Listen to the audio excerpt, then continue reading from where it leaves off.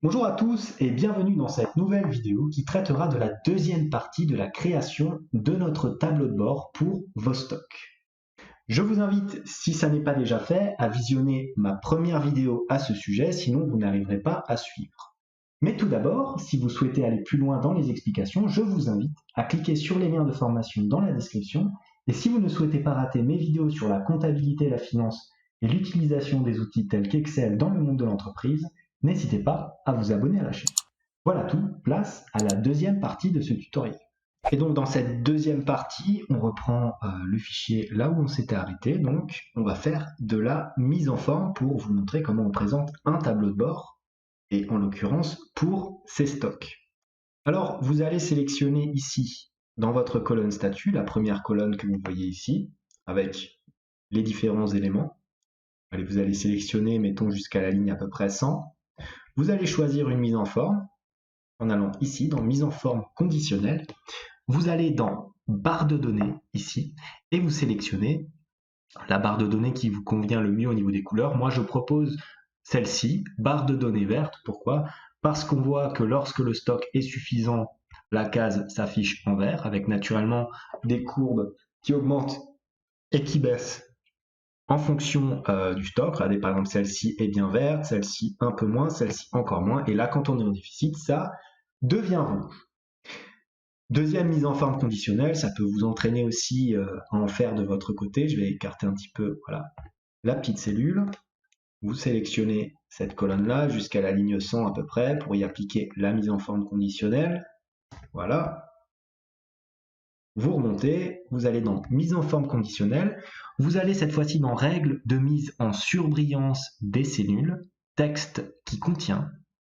Et là, vous choisissez texte qui contient commande nécessaire. Vous prenez un remplissage rouge clair avec texte rouge foncé, puisque le commentaire n'est pas forcément bon. Hein. Donc voilà, un petit signal d'alerte en rouge. Et voilà vos deux premières mises en forme qui naturellement vont changer à chaque fois que vous allez faire varier votre stock. Si par exemple maintenant ici, en stock initial, je rajoute 250, je me retrouve maintenant avec un stock vert. Passons à présent à la sélection des données ici. Donc, l'utilisateur, on va lui proposer quoi? On va lui proposer de sélectionner 3 champs pour analyser sous 3 axes différents l'évolution de ses stocks. Le premier, ça sera le champ temporel. Donc pour cela, nous allons dans Données, Validation des données, Liste, voilà. Source, alors là, vous allez mettre plusieurs années, vous pouvez mettre 2020, point virgule, 2021, point virgule, 2022, vous mettez naturellement autant d'années que vous le souhaitez, vous appuyez sur OK. Vous voyez que la sélection apparaît ici. Maintenant, vous allez sélectionner les différents produits. Vous allez proposer à l'utilisateur de choisir le produit qu'il souhaite observer. Donc pareil, données, validation de données, vous allez dans Liste.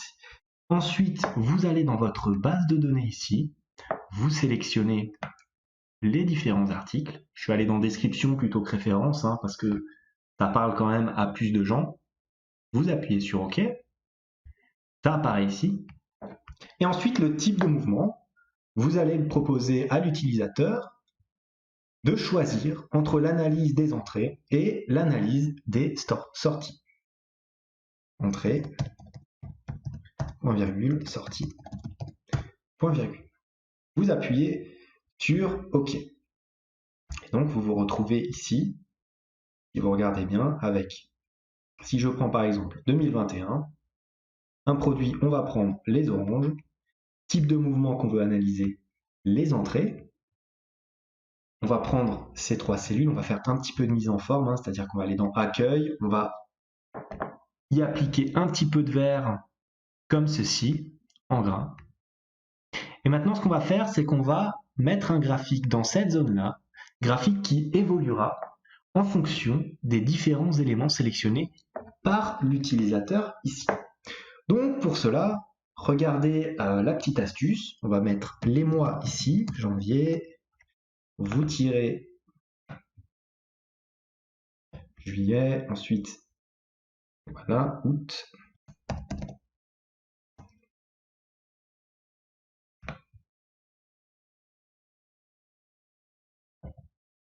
comme ceci. Attendez, on va d'ailleurs peut-être équilibrer le tout pour en mettre 6 de chaque côté. On va mettre juillet ici. Voilà, comme ça et comme ça. Maintenant, je vais y faire apparaître ici les informations que l'on souhaite obtenir. Alors, qu'est-ce que je souhaite obtenir? Si je sélectionne ici 2021, que je sélectionne les oranges et que je sélectionne les entrées, il faut qu'en janvier, j'ai la somme de toutes les entrées d'orange dans mon stock en 2021. Donc, il faudra me rapatrier la somme ici qui correspondra à l'ensemble des entrées en 2021 pour ce qui concerne le produit orange. Comment faire? Eh bien, nous allons utiliser une fonction de somme un petit peu particulière. Il s'agit de la fonction somme.si.ans. Cette fonction-là fonctionne exactement comme une fonction somme.si, sauf qu'elle permet d'ajouter plusieurs conditions et pas seulement une seule. Donc, on va regarder pour faire cette grosse formule, qu'est-ce qu'il nous faut? Il nous faut d'abord une première condition. Si l'utilisateur sélectionne les entrées. Dans ce cas-là, on va appliquer les différentes sommes pour l'année sélectionnée du nombre d'entrées, mois par mois, du produit sélectionné. Concrètement, comment est-ce qu'on va faire ça? Si, première condition, F6, ici, donc on va mettre des dollars pour figer cette cellule-là, est égal, on ouvre les guillemets à entrée, on ferme les guillemets, point virgule, on applique notre fonction somme, somme.si.ans, on ouvre la parenthèse, on sélectionne notre plage, puis les critères numéro 1 de notre plage, et enfin le critère tout court. Donc concrètement, qu'est-ce que ça donne? On sélectionnera ici le tableau des entrées de notre base de données, comme ceci. Voilà, vous sélectionnez jusqu'en bas, jusqu'à ce que vous ayez ici tableau 2, entrée, comme ça il se fera de façon dynamique. À chaque fois que vous rajouterez une ligne, votre tableau, votre formule sera adaptée à votre tableau. Point virgule, vous allez sélectionner maintenant les années, puisqu'il s'agit là de notre critère. Comme ceci. Point virgule, les années qui doivent correspondre, et là vous retournez sur votre tableau de bord, à la sélection ici. Donc, c'est-à-dire B6. Enlevez le C6, voilà. C'est une petite astuce, quand là il vous propose B6 C6, il prend les deux cellules ici en compte, qui peut faire éventuellement planter votre grosse formule. Donc faites en sorte de sélectionner ici uniquement la cellule B6 et que celle comprendra mieux qu'il doit prendre 2021. Vous allez figer cette cellule, F4. Ensuite, point virgule, on va sélectionner maintenant les mois, puisqu'il s'agit de notre deuxième condition.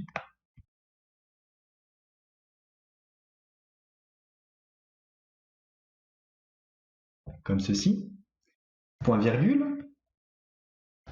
Il faudra que cela corresponde au mois que nous avons ici dans notre cellule.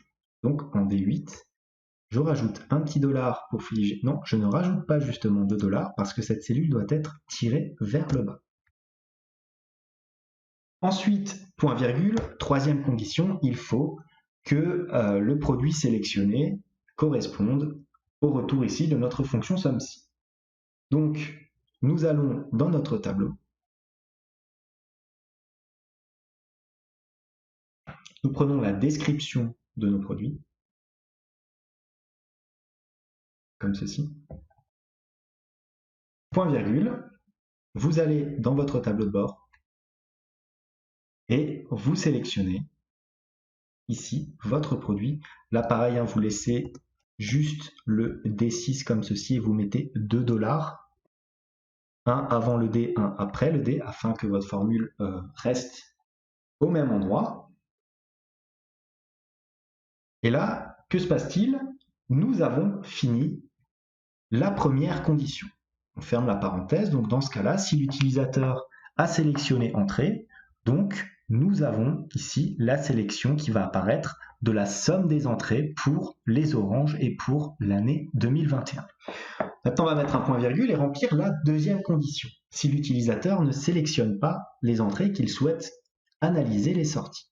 Par défaut, on analysera donc les sorties.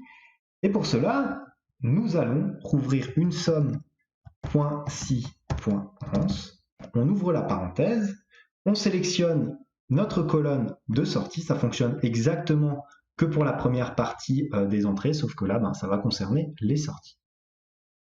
Les plus avancés arriveront à faire cette formule sans regarder cette partie de vidéo, je pense. Point virgule, on sélectionne maintenant les années.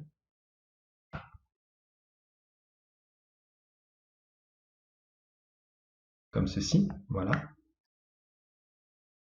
Point virgule, on retourne sur notre récap et on sélectionne ici l'année correspondante. Là encore, 3 fois et vous mettez des petits dollars afin que votre cellule ne bouge pas. Point virgule maintenant, il nous reste à observer, nous avons eu l'année, maintenant il nous faut le mois. Donc on va sélectionner les mois, c'est cette colonne-là.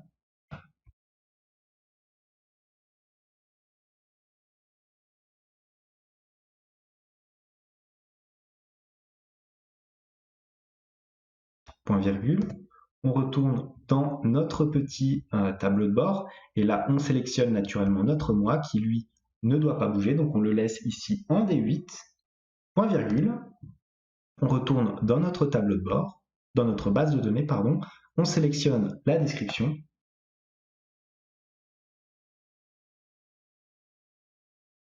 voilà, point virgule, on retourne cette fois-ci dans notre tableau de bord et on sélectionne les oranges, le produit que notre utilisateur va sélectionner. Voilà, on retourne 3 fois en arrière, on fige notre cellule comme ceci, et on ferme normalement 2 fois la parenthèse. On appuie sur Entrée, et on se retrouve avec 200 en janvier. Voyons si ça correspond aux oranges. En janvier, si je regarde au niveau des entrées, j'ai bien 200 et rien d'autre. La formule semble fonctionner. Si maintenant je sélectionne les melons, j'ai 300. C'est bien 300 que nous avons ici. Si maintenant je rajoute une ligne en janvier pour les oranges, alors je me place à la fin de mon tableau, je tape 0201 2021, je sélectionne des oranges, donc A1, et je rajoute 20 entrées. Je devrais normalement tomber à 220 si je sélectionne les oranges. Et je me retrouve bien avec 220 oranges. Maintenant, il faut tirer cette cellule vers le bas, donc nous allons le faire ici, pour les différents mots. Ensuite, nous allons copier la formule sur cette colonne. Donc on va faire un simple CTRL-C, CTRL-V, mais ensuite il faudra bien veiller à sélectionner le mois correspondant. Donc on se place tout simplement ici, voilà, hop. On déplace nos différentes cellules qui étaient sur juin, on les met sur juillet, comme ceci, on appuie sur Entrée, et pareil, on tire notre petite formule vers le bas, et voilà les différents éléments pour notre partie, pour cette partie chiffrée de ce tutoriel. Voyons à présent le graphique. Alors, j'ai vu une petite erreur par contre au niveau de août. Il faut bien que ça ait exactement le même orthographe que sur votre base de données. Donc regardez là, je passe à 200. Hein. Méfiez-vous d'avoir mis exactement le même nom ici que dans votre base de données. Vous voyez, avant, je n'avais pas d'accent sur le U. Et du coup, ça ne me ramenait pas le bon montant. Alors, le graphique, on va tout simplement dans Insertion. On choisit ensuite notre graphique. Alors, qu'est-ce qu'on va prendre ? On peut éventuellement prendre un graphique au niveau, alors on va sélectionner peut-être, voilà, on va aller dans Autre histogramme, voir ce qui pourrait convenir au mieux pour notre petit tableau. Allez, on va prendre des airs comme ceci. Ça fait longtemps que j'en ai pas pris. Voilà, on va le prendre comme ça. On va appuyer sur OK. Et que notre graphique apparaît de cette manière. Pas très très propre. Donc, on va aller dans mise en forme de graphique. On va sélectionner les données. Alors, pour ici, les différentes données à sélectionner, on va prendre ce que nous avons ici, c'est-à-dire les mois. Donc, on copie. Pour maintenir la sélection, on reste appuyé sur CTRL, comme ceci. Voilà. On appuie sur OK. Ensuite, au niveau, alors là, on a bien janvier, février, juin. Ensuite, au niveau de notre série, on va sélectionner. Alors, on va mettre, est-ce qu'on met un nom? On peut ne pas en mettre. La valeur de la série, ça va correspondre à ça. Il faut bien que je supprime tout ce qu'il y a, voilà, dans cette case. Donc ça sera tout cela.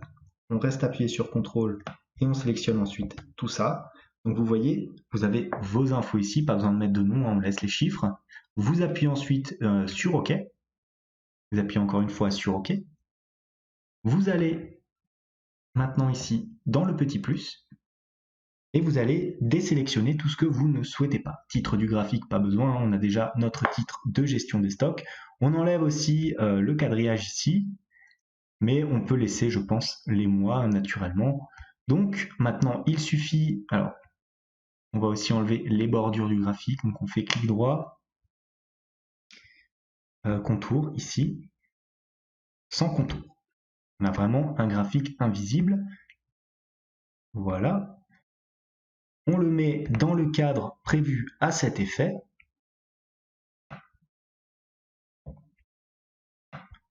Comme ceci, voilà, on essaye de le placer bien dans la limite pour que esthétiquement ça soit quand même beaucoup plus beau pour l'utilisateur.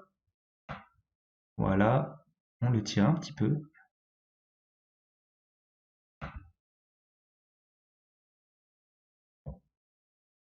Voilà votre graphique. Au niveau de la mise en forme, l'affichage, voilà, vous enlevez le quadrillage comme à chaque fois. Et voilà votre graphique ici qui vous montre les entrées de votre produit sélectionné. Si maintenant je sélectionne les sorties, je me retrouve avec les montants qui changent. Donc les oranges, on se retrouve avec tout ça. Si maintenant je prends les pastèques, voilà, pareil, je peux analyser les sorties. Je vois le graphique qui ressort directement avec ici. Vous voyez le nombre qui change forcément. Si je prends maintenant des bananes, c'est pareil, regardez, beaucoup moins de sorties. Et les entrées, comme ceci. Alors pourquoi faire un graphique comme ça? Parce que au niveau des stocks, très souvent, quand vous avez une entreprise, vous êtes sujet à une certaine saisonnalité. Donc en fonction des périodes, vous allez acheter plus ou moins de quantité de marchandises par rapport à vos produits. Dans le cas présent, il s'agit de fruits. Les saisons ne sont pas les mêmes et avoir un graphique comme ça vous permet de voir très rapidement, notamment au niveau de votre prévisionnel de vente, quand est-ce que sont les périodes pour lesquelles vous devrez acheter vos différents stocks et donc analyser aussi sur les années d'avance. Donc là, je ne l'ai pas mis dans la base de données, mais vous pouvez prendre des dates de 2020 pour éventuellement regarder comment ont agi vos différents stocks, vos différentes entrées, vos différentes sorties, et établir éventuellement un prévisionnel sur la base de ces différents éléments. Voilà donc pour ce petit tableau de bord de stock, relativement simple à utiliser finalement, et ne nécessitant pas de connaissances ni en tableau croisé dynamique, ni en macro-commande. J'espère que cette vidéo vous a plu. Comme d'habitude, n'hésitez pas à la liker, à la partager, éventuellement à me mettre un petit commentaire de suggestion. En tout cas, moi je vous dis merci et à bientôt pour une nouvelle vidéo.